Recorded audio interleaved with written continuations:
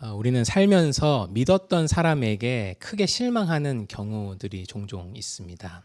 내가 너를 얼마나 믿었는데, 내가 너한테 얼마나 잘해줬었는데 나한테 이럴 수 있느냐. 네.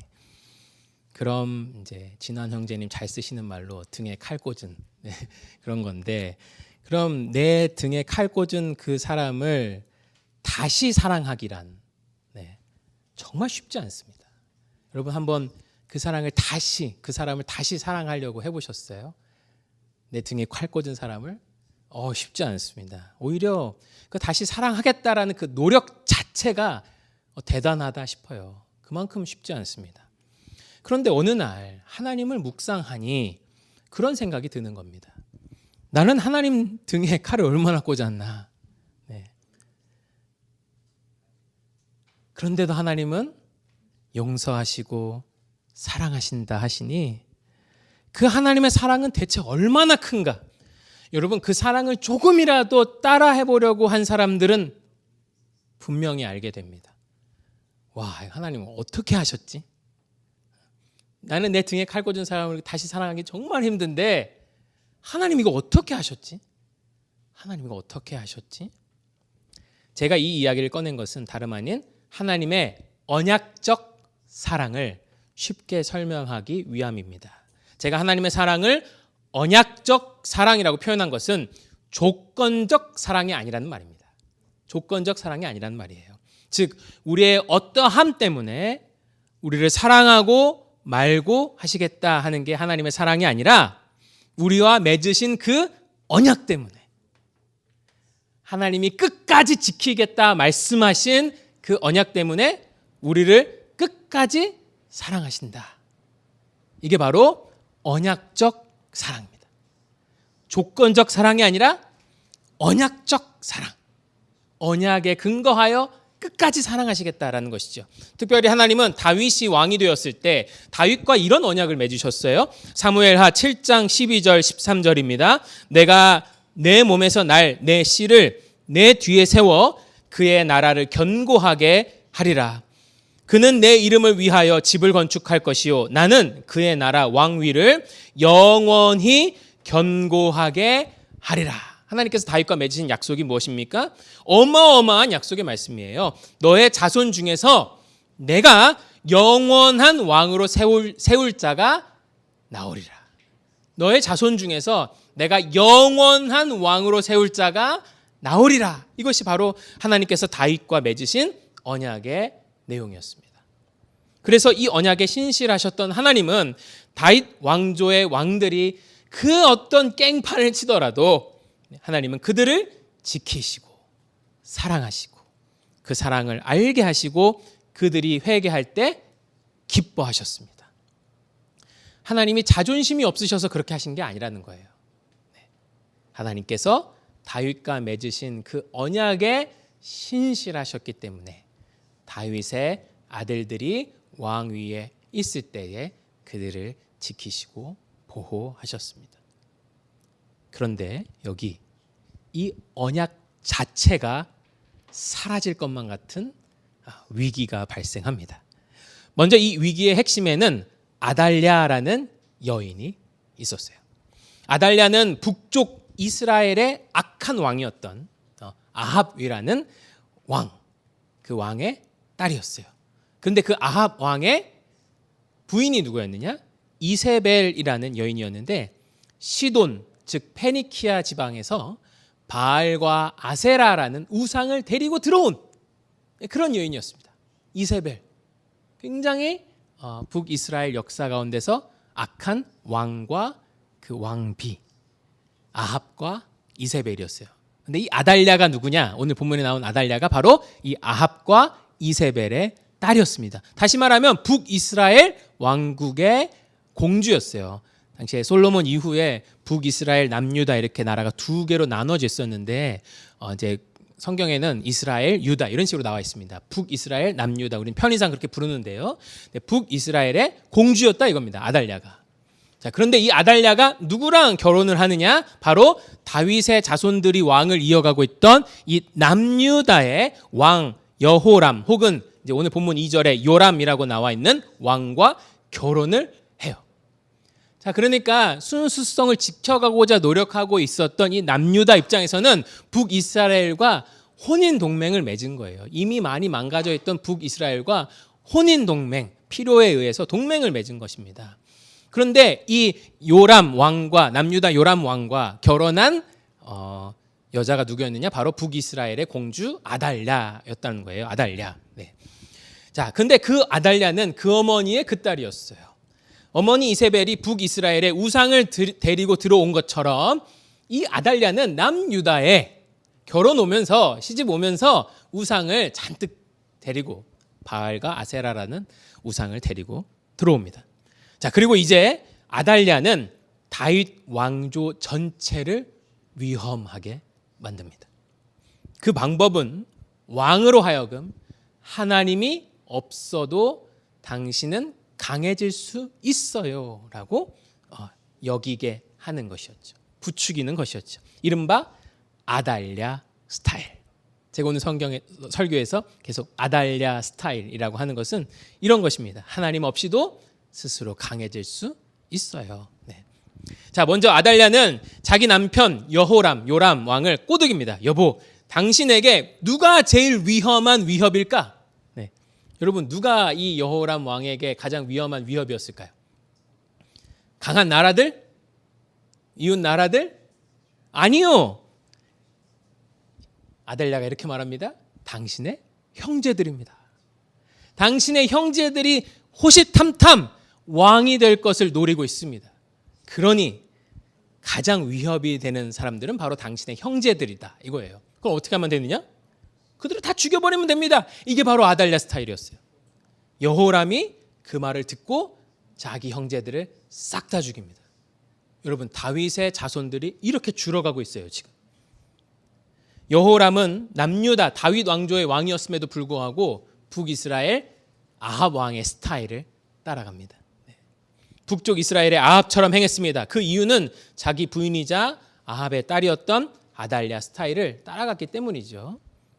그런데 여러분, 이런 아달랴 스타일이 멀리 있는 게 아닙니다. 결코 멀리 있는 게 아니에요. 이 시대만 있었던 게 아닙니다. 제게도 이 목소리는요, 정말 호시탐탐 저를 노립니다. 네. 신목사, 누가 너희 교회의 가장 큰 위협일까? 사탄? 네. 아니, 이 도시의 다른 한인 교회들이다. 이런 목소리 계속 들리는 거예요. 아달랴 스타일. 네, 아달랴 스타일. 여러분에게는, 저에게는 그런 아달랴 스타일의 목소리가 들리지만 여러분에게는 어떤 목소리가 들리는지 모르겠어요. 각각 다 다르겠죠? 근데 분명한 것은 예수가 우리의 소망이지 않으면 이런 목소리에 휙휙 넘어가게 되어 있다는 것입니다. 우리가 너무나 쉽게 넘어가게 되어 있다는 거예요. 아무튼 그렇게 해서 여호람 그 왕을 제외한, 현재 남유다 왕이었던 그 당시 왕이었던 요람 왕을 제외한 나머지 모든 형제들이 다 죽습니다. 그래서 다윗 왕손 중에는 여호람만 남은 거예요. 근데 그렇다고 여호람이 왕 위에 오래 있었느냐? 또 그렇지도 않습니다. 8년 있다가 병으로 죽어요. 자, 그러면 이번엔 여호람과 아달랴의 아들 아하시아라는 아들이 왕이 된다 이겁니다. 이번에는 아달랴의 아들이, 근데 남편이 왕이었는데 이제는 아들이 왕이 됐어요. 아하시아입니다. 근데 이 아하시아도 엉망이었습니다. 성경은 그를 이렇게 표현해요. 역대하 22장 3절입니다. 아하시아도 아합의 집 길로 행하였으니, 중요하죠? 아합의 집 길로 행했다는 겁니다. 다윗의 집 길로 행하지 않고 아합의 집 길로 행했다는 것입니다. 이는 그의 어머니가 누구죠? 아달랴죠. 꾀어 악을 행하게 하였음이라. 아달랴의 아들 아하시아는요, 어렸을 때부터 아달랴 스타일로 자란 왕이었어요. 그 역시 하나님 보시기에 악한 왕이었습니다. 네, 다윗의 길이 아닌 아합이라는 악한 왕의 길을 따랐던 그런 왕이었어요. 그런데 이 아하시아도 오랫동안 왕 위에 있었느냐? 또 그렇지 않습니다. 재위 1년 만에 죽어요. 괜히 북쪽 이스라엘에 갔다가, 네? 당시 북쪽에서 이제 쿠데타를 일으켰던 예후라는 사람이 있거든요. 그 예후의 칼에 죽게 됩니다. 괜히 북쪽에 갔다가, 남유다 사람인데 북쪽에 갔다가 죽게 돼요. 자, 그럼 이제 아달랴만 남았죠. 아달랴가 어떻게 할까요? 아달랴는 지금까지 남편이나 아들을 내세워서 남유다를 통치했어요. 그런데 그게 계속 짧게 끝나버리니까 이제 어떻게 하고자 합니까? 아달랴 본인이 여왕이 되고자 합니다. 여왕. 네. 그럼 어떻게 해야겠어요? 아달랴 스타일 왕이 될 만한 모든 사람들을 다 죽여야겠죠. 네. 근데 왕이 될 만한 사람들이 누구였냐? 자기 아들의 아들인 아하시아의 아들들. 그러니까 자기 손자들이 왕이 될 만한 사람들이었어요. 근데 그들을 다 죽입니다. 아달랴가 그들을 다 죽여요. 왕이 될 만한 사람들, 특별히 손자가 되는 아하시아의 아들들을 다 죽입니다. 그리고 자기가 여왕이 됩니다. 대단한 여인입니다.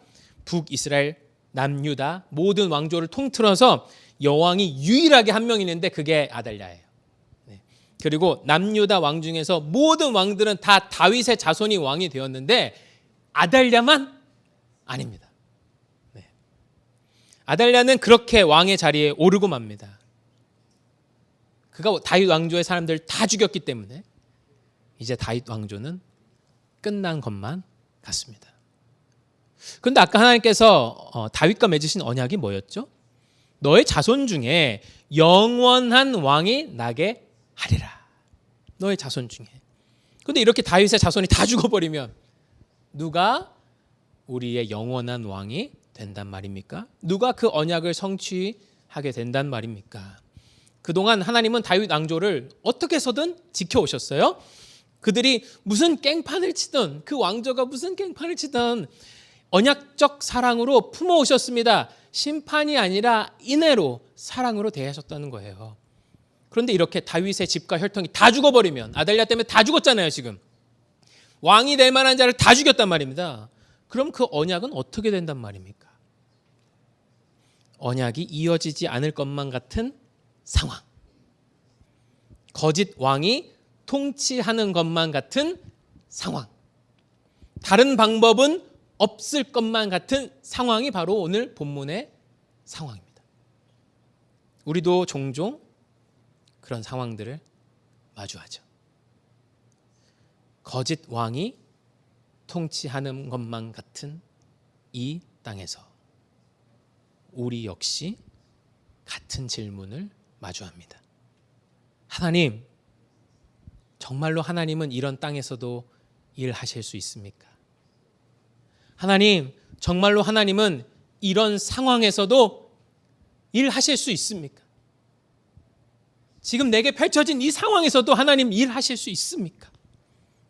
사도 바울은 우리에게 말했습니다. 고린도전서 15장 58절 말씀이에요.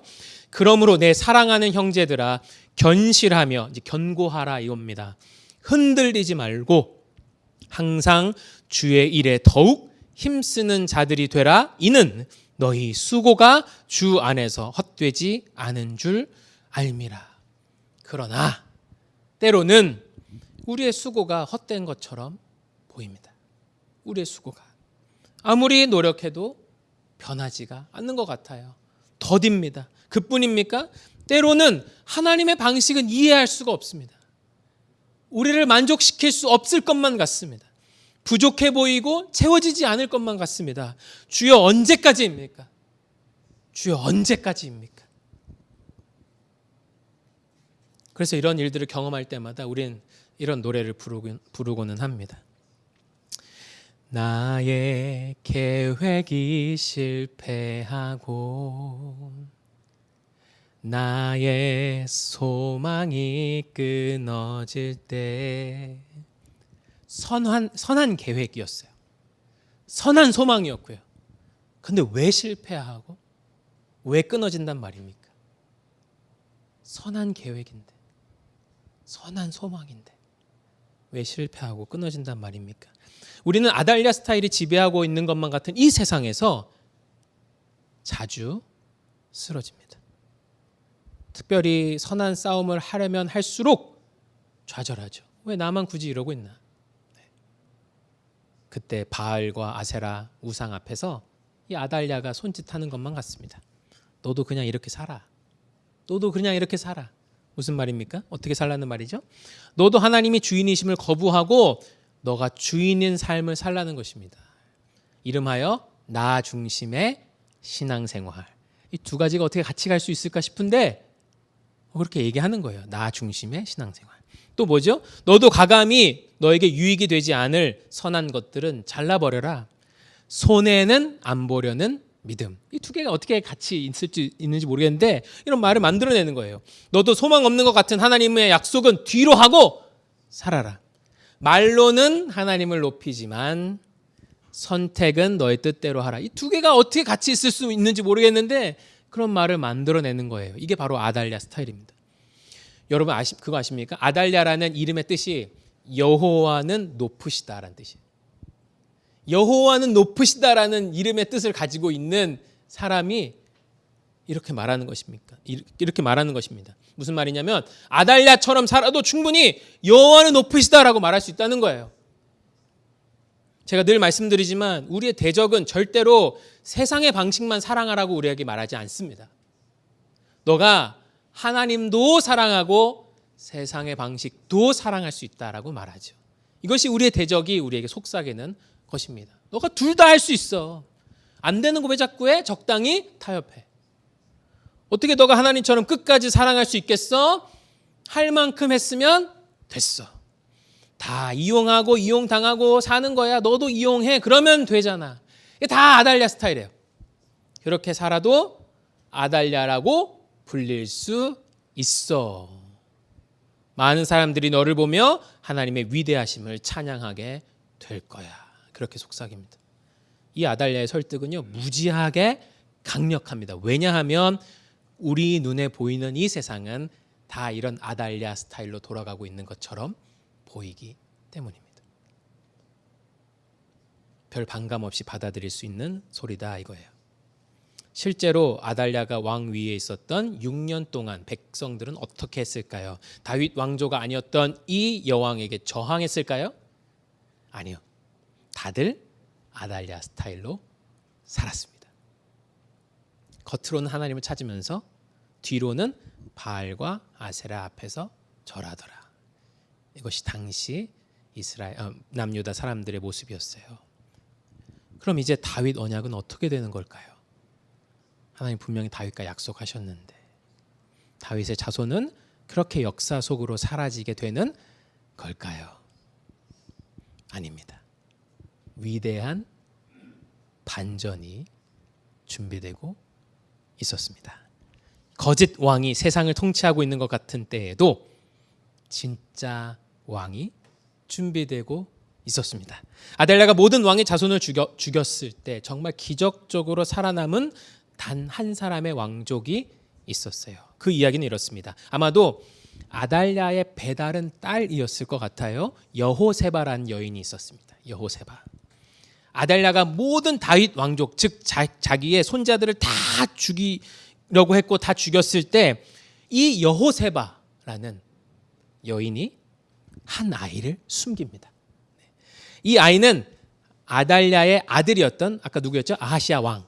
그 아하시아의 아들, 즉 아달랴의 손자였어요. 다시 말하면 아달랴가 여왕이 되지 않았다면 다음에 왕이 되었을 이 아이입니다. 이 아이를 숨긴 여호세바는 이 아이의 아빠인 아하시아 왕의 누이예요. 시스터예요. 그러니까 이 아이의 고모입니다. 중요한 것은 이 아이와 여호세바라는 여인의 관계가 아니라 이 여호세바라는 여인이 이 아이를 한 명을 죽음을 무릅쓰고 숨겼다는 것입니다. 마치 모세의 어머니가 그랬던 것처럼 이 아이를 숨겼다는 것이죠. 어디에요? 바로 성전에 숨깁니다. 성전에. 여러분, 아달랴가 거룩한 여왕이 아니었기에 그녀는 성전과 먼 삶을 살았습니다. 그렇기에 성전은 이 아이가 안전하게 숨어서 자랄 수 있는 최적의 장소가 되었던 거죠. 특별히 이 아이를 숨긴 여호세바라는 여인의 남편이 누구냐? 여호야다라는 하나님의 성전의 제사장이었습니다. 성전에는 하나님을 예배하는 공간이 그 공간만 있었던 것이 아니라 여러 방들이 있었어요. 그러니까 여호야다라는 이 여호세바의 남편이 이 방들에 대해서 얼마나 잘 알고 있었겠어요. 그래서 성전에서 몰래 이 진짜 왕을 키웁니다. 그런데 저는 이 말씀에서도 하나님의 섭리와 은혜를 봐요. 생각해 보세요. 아무리 성전이 아달랴라는 여왕이 자주 찾아오지 않는 곳이었다 할지라도 이 성전에서 어린 아이를 몰래 키운다라는 것은 결코 쉽지 않았던 않았을 일일 겁니다. 성경엔 다 나와 있지 않지만 이 아이를 키우려면 어떻게 돼요? 먹여야 될 거 아니에요. 그럼 없는 사람에게 뭘 먹이려면 어떻게 해야 돼요? 그걸 어떤 자기 안 먹고 그 음식들을 남겨서 뭐 이렇게 숨겼어야 했을 것이죠. 하다못해 그런 일도 필요했을 것이고, 또 이 아이가 언제까지 그냥 깝깝하게 막혀 있는 방 안에서 지내고 있겠어요? 중간중간에 햇빛도 쐬게 해주고 또 산책도 하고 운동도 하게 해야 될 것이죠. 특별히 아이를 키워보신 분들은 잘 아시겠지만 이 아이가 한 2살만 넘어가도, 한 3살과 4살만 되어도 이 아이가 어디로 뛸지 모릅니다. 정말 어디로 뛸지 몰라요. 그러니까 이 여호야다와 여호세바 이 부부는요, 마음을 졸이면서 이 아이를 키웠어야 했을 것입니다. 특히 성전에 어린아이가 있다는 소문은 너무나 쉽게 퍼질 수 있었을 거예요. 그 아이가 누구인지 밝혀지면 그 길로 끝입니다. 게다가 이 경건한 제사장 여호야다는 나중에 이 아이가 진짜 왕이다라고 선포할 겁니다. 모든 백성들을 불러놓고 성전에서 선포할 거예요. 그 장면이 오늘 본문에 나오지만 선포할 겁니다. 그런데 그때 백성들이 안 믿으면 끝입니다. 당시 사람들이라고 순진했겠습니까? 아닙니다. 아달랴 스타일로 계속 살아왔던 백성들이에요. 이제 와서 왕이 숨겨 자라고 있었다는 사실을 이야기해도 꿈쩍할 백성들이 아니었단 말입니다. 우리가 어떻게 믿어? 이렇게 말하면 끝인 거예요. 여러모로 위험한 계획이었습니다. 하지만 하나님은 이 아이를 지키셨어요. 그리고 그를 돌보는 유모와 여호세바, 여호야다 모두를 지키셨습니다. 이 아이가 성전에서 건강하게 6년 동안 자라게 하셨어요. 매일 하나님의 임재 안에서 뛰놀게 하셨습니다. 이 아이는 아달랴의 손자였지만 아달랴의 영향에서 완전히 벗어나 하나님의 집에서 어린 시절을 보내게 되었습니다. 거짓 여왕이 통치하는 것만 같았지만 진짜 왕이 자라가고 있었습니다. 그리고 하나님의 정하신 때가 되어 이 왕은 세상에 드러납니다. 이 왕의 이름은 요아스입니다. 이름하여 그 뜻이 하나님이 주신다, 하나님이 공급하신다라는 뜻의 이름을 가진 왕입니다. 아달랴가 6년을 다스린 후에 7살 어린 요아스가 드디어 세상의 모습을 드러냅니다. 그날의 긴박감은 이루 말할 수 없었습니다. 그 대관식의 날 말입니다. 제사장 여호야다가 이것을 아주 치밀하게 준비했어요. 오늘 우리가 읽은 본문의 대부분은 그 대관식을 치밀하게 준비하고 있는 그 과정을 서술한 부분입니다. 장수들을 모으고 군사들을 모았습니다. 근무 교대의 날을 이용해서 나가는 자와 들어가는 자 같이 바뀌어지는 그 날을 활용해서 당번과 비번 병력들을 모두 모았어요. 그리고 그 병력들을요 설득했습니다. 그리고 그들과 언약을 맺었습니다. 전 이것도 신비합니다. 어느 누구도 이 사실을 밖으로 유포하지 않았어요. 하나님의 역사가 아니면 설명하기 어려운 일들이 너무나 많았습니다. 그리고 마침내 진짜 왕의 대관식이 열립니다. 12절입니다. 제사장 여호야다가 왕자를 인도하여 내어 왕관을 씌우며 율법책을 주고 기름을 부어 왕으로 삼음에 무리가 박수하며 왕의 만세를 부르니라. 무엇이 백성들의 마음을 이렇게 움직였는지 모릅니다. 그들은 얼마든지 이 아이가 다윗의 자손인 걸 어떻게 아냐라고 따질 수 있었어요.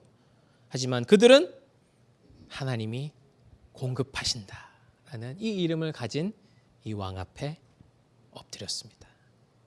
자신들은 아달랴 스타일로 살아왔지만 정말로 하나님은 진짜 왕을 준비하고 계셨구나라는 그 사실 앞에 인정하고 무릎을 꿇었습니다. 정말로 은혜가 아닐 수 없습니다. 또한 이 어린 왕을 키우고 이 대관식을 아주 은밀하게 또 치밀하게 준비했던 제사장 여호야다의 마음은 어떻겠습니까? 지난 6년 동안 하루하루가 너무 정말 막 마음 졸이며 살았을 거 아니에요.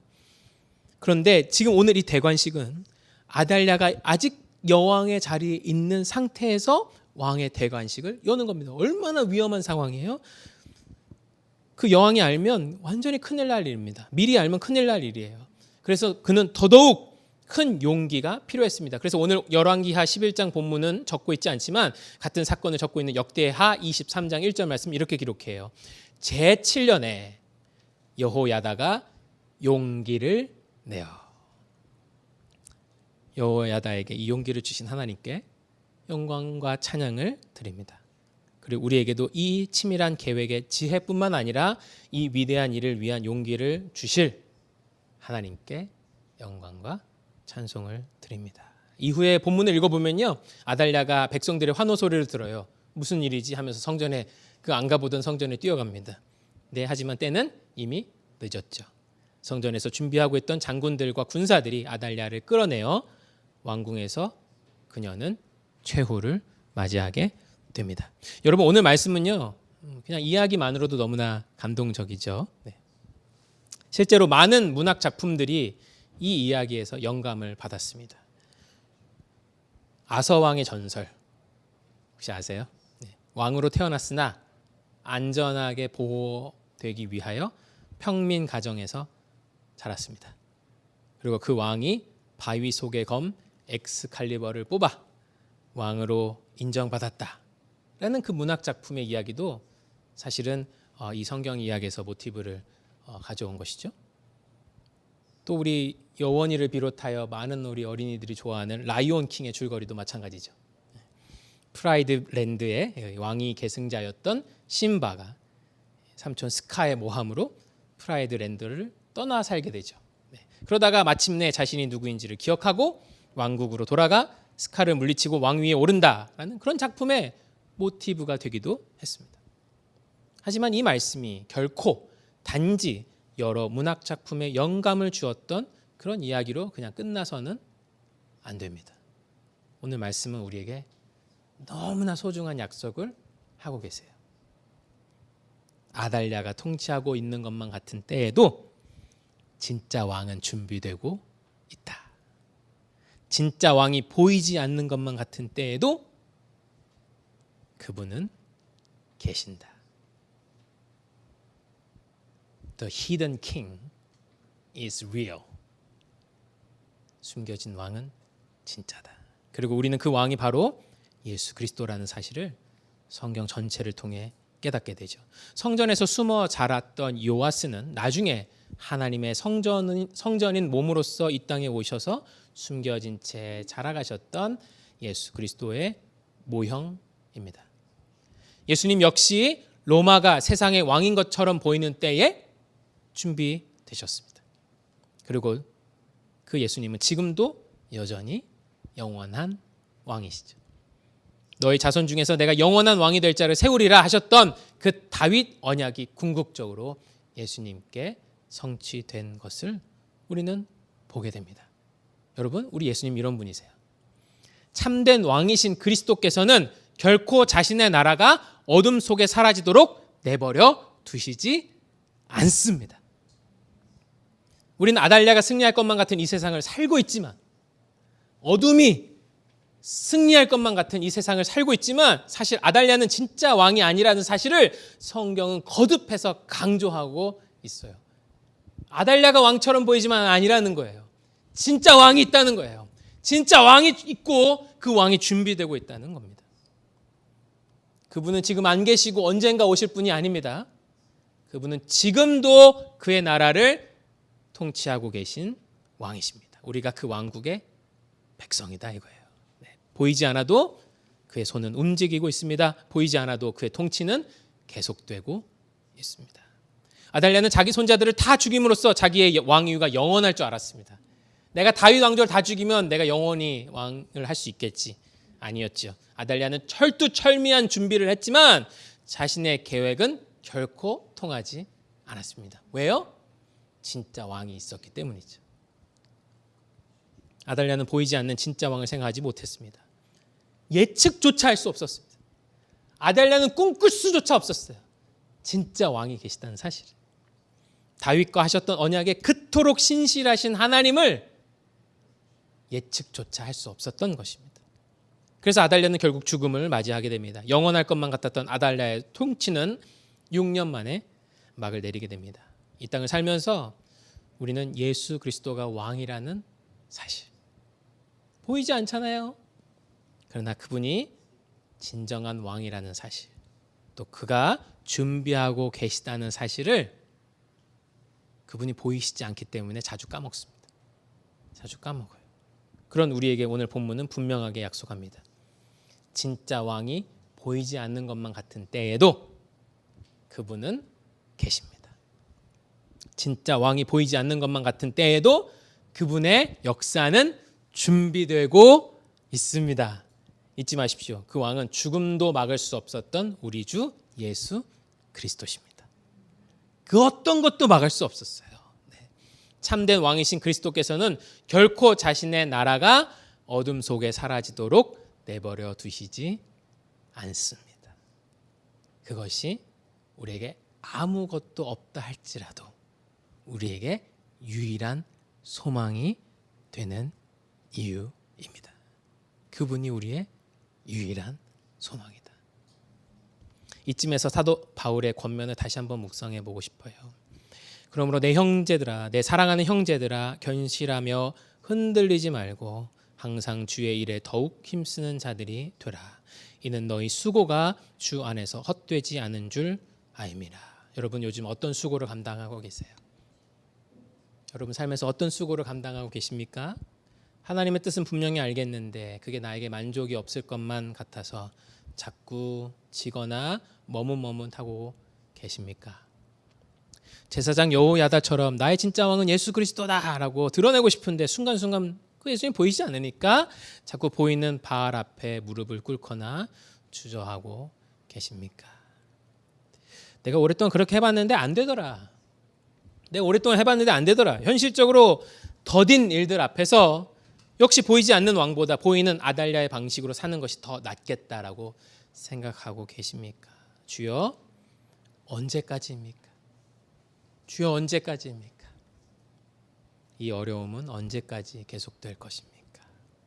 우리 삶 속에서도 정말로 보이지 않는 왕의 역사가 준비되고 있는 것 맞습니까? 정말 맞습니까? 저도 오늘 본문 앞에서 제 자신을 돌아보게 되었습니다. 한 주간 계속 묵상하게 됐어요. 나의 계획이 실패하고 나의 소망이 끊어질 때, 심지어 그것이 선한 계획이었고 선한 소망이었음에도 그것이 그 계획이 실패한 것 같고 그 소망이 끊어진 것만 같을 때,